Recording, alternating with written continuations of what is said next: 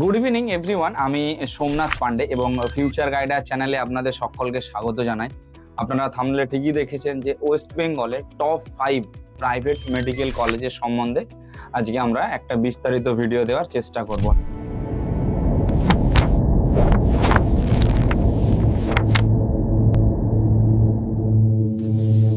হ্যাঁ, ঠিকই শুনেছেন যে 15টা টোটাল প্রাইভেট মেডিকেল কলেজ রয়েছে, তার মধ্যে ভালো 5টা, যেটা আমাদের মনে হয়েছে যে ভালো ভালো ইন দ্য সেন্স কি, যার হচ্ছে ইনফ্রাস্ট্রাকচার ভালো রয়েছে, যার ফ্যাকাল্টি ভালো রয়েছে, যার নিজস্ব হসপিটাল রয়েছে এবং পেশেন্ট ফ্লো খুব ভালো, সেই সমস্ত কলেজগুলোর থেকে আমরা 5টা কলেজ বেছেছি।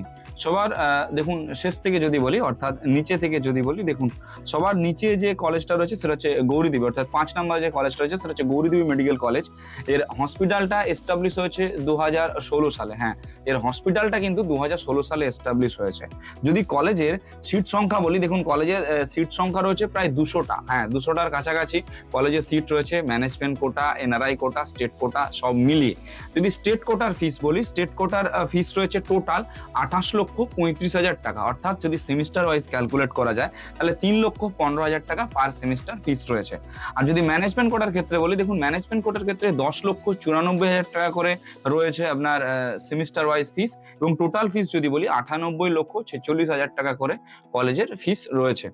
আচ্ছা, নাম্বার 4-এ যদি দেখি, নাম্বার 4-এ রয়েছে ধরুন প্রায় Jagannath Gupta institute of medical science and hospital, যেটা বজবজে রয়েছে, বজবজের ক্যাম্পাসটা বলছি, যার সিট সংখ্যা রয়েছে 200টা, এবং হসপিটাল যদি বলি কবে এস্টাবলিশ হয়েছে সেটা হচ্ছে 2016 সালে। হ্যাঁ, 2016 সালে জগন্নাথ গুপ্তার হসপিটালটা এস্টাবলিশ হয়েছে এবং সিট সংখ্যা রয়েছে 200টা। অ্যাডমিশনের ক্ষেত্রে অর্থাৎ একাডেমিক সেশনের সিট সংখ্যা রয়েছে 200টা, এটা হসপিটালের বেড নয়। আচ্ছা, কলেজের ফিস স্ট্রাকচার যদি বলি, দেখুন 10,94,000 টাকা করে রয়েছে সেমিস্টার ওয়াইজ ফিস, অর্থাৎ ম্যানেজমেন্ট কোটার ক্ষেত্রে 99,36,000 টাকা আপনাদেরকে দিতে হবে। আর যদি স্টেট কোটার ক্ষেত্রে বলি, স্টেট কোটার ক্ষেত্রে 25,56,000 টাকা ফিস রয়েছে। তবে আমি এখানে একটা জিনিস আপনাদের বলি, এখন থেকে আপনারা যদি যোগাযোগ করেন সেই ক্ষেত্রে কিরকম ফিস স্ট্রাকচার আপনাদের পড়তে পারে, মানে কতটা রিডাকশন হচ্ছে বা নেগোসিয়েশন হচ্ছে না, তো সেই সমস্ত বিষয় নিয়ে আমি বলবো ভিডিওটা শেষে।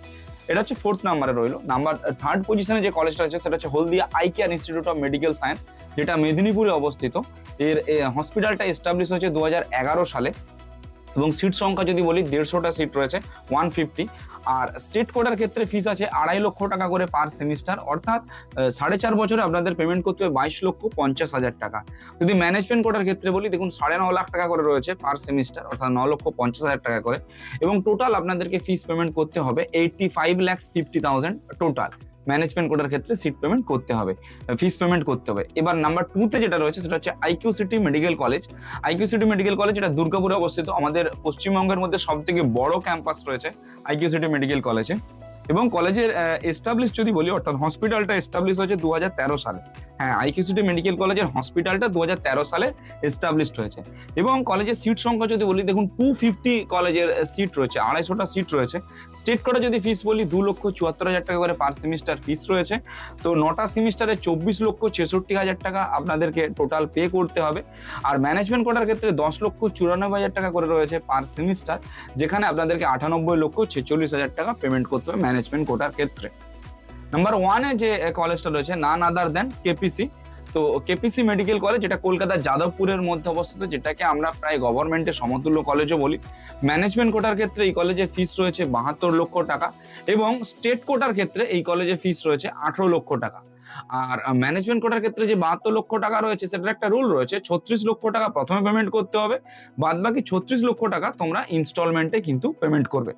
আচ্ছা, এরপরে দেখো যদি বলি যে কলেজের এস্টাবলিশ কবে রয়েছে, কেপিসি সব থেকে পুরনো কলেজ আমাদের ওয়েস্ট বেঙ্গলের মধ্যে, যার হসপিটালটা এস্টাবলিশ হয়েছে 2006 সালে, এবং কলেজের ইনটেক যদি বলি প্রায় 150টার মতো সিট রয়েছে কলেজে। আচ্ছা, বিভিন্ন কলেজে এনআরআই কোটাও রয়েছে, কোনো কলেজে এনআরআই কোটা নেই। যারা ইন্ডিয়ার বাইরে রয়েছেন, তো যাদের নন রেসিডেন্সিয়াল ইন্ডিয়ানের ডকুমেন্টস রয়েছে, তারাই একমাত্র এনআরআই কোটাতে অ্যাডমিশন নিতে পারেন, এছাড়া অন্য কেউ আর এনআরআই কোটাতে অ্যাডমিশন নিতে পারবেন না। আচ্ছা, এইবারে বলি যে যারা এখন থেকে যোগাযোগ করে রাখছেন তাদের জন্য কি কি সুযোগ সুবিধা রয়েছে। দেখুন, সবার প্রথমে আপনাকে এইটা নির্ধারণ করতে হবে যে আপনি আপনার স্টুডেন্টকে এই বছর ভর্তি করাবেন নাকি ড্রপ দেবেন। যদি মনে করেন এই বছর ভর্তি করাবেন, তাহলে যতটা আগে পারেন আপনারা যোগাযোগ করে রাখুন, যতটা আগে পারবেন। যোগাযোগ করে রাখলে কি হয়, কলেজের যা ফিস রয়েছে তার থেকে আপনারা 5 থেকে 7 লাখ টাকা হলেও কিন্তু কম পাবেন। সব কলেজের ক্ষেত্রে সমান না, কিছু কলেজের ক্ষেত্রে 5-7 লাখ টাকাও রয়েছে, কিছু কলেজের ক্ষেত্রে 2-3 লাখ টাকাও রয়েছে, কিছু কলেজের ক্ষেত্রে আবার 3-4 লাখ টাকাও রয়েছে। তবে অনেক পেরেন্টসদের কাছে মানে আপনাদের কাছে এই প্রশ্নটা থাকতে পারে যে 4-5 লাখ টাকা বাড়ছে, সেটা নিয়ে অসুবিধার কিছু নেই, সেটা আমরা পরেও দিয়ে দিতে পারি। এটা সব থেকে বড় ভুল আপনাদের। কারণটা আমি যদি আরেকটু বিস্তারিতভাবে আপনাদের বলি, দেখুন এখন যে রেটটা আপনারা পাচ্ছেন বা এখন যে ফি স্ট্রাকচারটা আপনারা পাচ্ছেন, এটা কিন্তু ব্যাংক গ্যারান্টি ছাড়া। এরপরে যখন কাউন্সিলিংটা চলবে, ব্যাংক গ্যারান্টি দিতে না পারলে আপনাদেরকে এক্সট্রা আরো পয়সা দিতে হবে। অর্থাৎ কোনো একটা কলেজের ফিস যদি 1 কোটি টাকা হয়, আপনাদের ভর্তির সময় যদি 22 লক্ষ টাকা দিতে হয়, বাদ বাকি 77 লক্ষ টাকা আপনাদেরকে ব্যাংকে রাখতে হবে, রেখে তার একটা প্রোফর্মা আপনাদেরকে নিয়ে এসে সাবমিট করতে হবে অ্যাডমিশনের দিন। ব্যাংক যদি 77 লক্ষ টাকা আপনার কাছ থেকে অ্যাডমিশনের আগে না পায়, কোনোদিনও সেই প্রোফর্মাটায় সাইন করে দেবে না। তো ব্যাংক গ্যারান্টি যদি আপনারা দিতে না পারেন, তখন কলেজ কিন্তু এক্সট্রা পয়সা আপনাদের কাছ থেকে নেবে। সেটা 5 লাখও হতে পারে, 10 লাখও হতে পারে, 15 লাখও হতে পারে, সেটা ভ্যারি করে আপনার স্কোরের উপরে। সেই জিনিসটাই যদি আপনারা আগে থেকে যোগাযোগ করেন, তাহলে ওই 5, 10, 15 ওইটা তো আপনাকে দিতেই হচ্ছে না, তার উপরে ফিসের উপরে কিছুটা নেগোসিয়েশন আপনারা পেয়ে যাচ্ছেন। সে 2 লাখ হোক বা 5 লাখ হোক, তাহলে আলটিমেট আপনাদের বাঁচছে কত টাকা? প্রায় দেখতে গেলে 10 লাখ থেকে 20 লাখ টাকার মতো আপনাদের সেভ হচ্ছে। এই জিনিসটা আপনারা বোঝুন। তো সবার আগে এই জিনিসটা বুঝতে গেলেও আপনাদের যে জিনিসটা আপনাদের হচ্ছে ক্লিয়ার হতে হবে যে আপনারা এই বছর অ্যাডমিশন করাবেন নাকি ড্রপ দেবেন।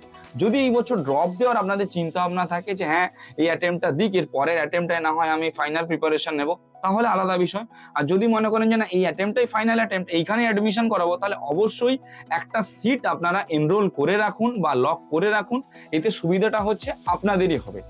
আমরা একটা সার্ভিস চার্জ নিয়ে কাজ করি, সেটা এখন এনরোল করলেও যা সার্ভিস চার্জ, পরে এনরোল করলেও একই সার্ভিস চার্জ রয়েছে। আমরা একদম নমিনাল পয়সা নিয়ে কাজ করি। যারা আমাদের থ্রু দিয়ে এনরোল করেছেন তারা কম বেশি জানেন, আর যারা অলরেডি আগে থেকে অ্যাডমিশন নিয়ে নিয়েছো তারাও কম বেশি জানো। পারলে যদি তারা ভিডিওটা দেখে থাকো, নিচে কমেন্ট করে দিও, বাকি পেরেন্টসদেরও বুঝতে সুবিধা হবে। অ্যাডমিশন রিগার্ডিং যদি কারো কোনো হেল্প লেগে থাকে, আপনারা আমাদের সঙ্গে কনসাল্ট করতে পারেন। আপনার বাজেট অনুযায়ী একটা পারফেক্ট কলেজের লিস্ট বানিয়ে দেওয়ার দায়িত্ব আমাদের থাকবে। এবং যাবতীয় যা যে কাজ রয়েছে, আপনার গ্যাপ সার্টিফিকেট থেকে শুরু করে registration, choice filling, choice locking, যাবতীয় যা যে কাজ রয়েছে, অ্যালটমেন্ট লেটার, এবং আপনার সঙ্গে আমাদের অফিস থেকে কেউ না কেউ যাবে গিয়ে আপনাদেরকে অ্যাডমিশন করিয়ে তারপরে আসলে সব কিছু ফেসিলিটি আমরা আমাদের সার্ভিস চার্জের মধ্যেই রাখছি। Thank you.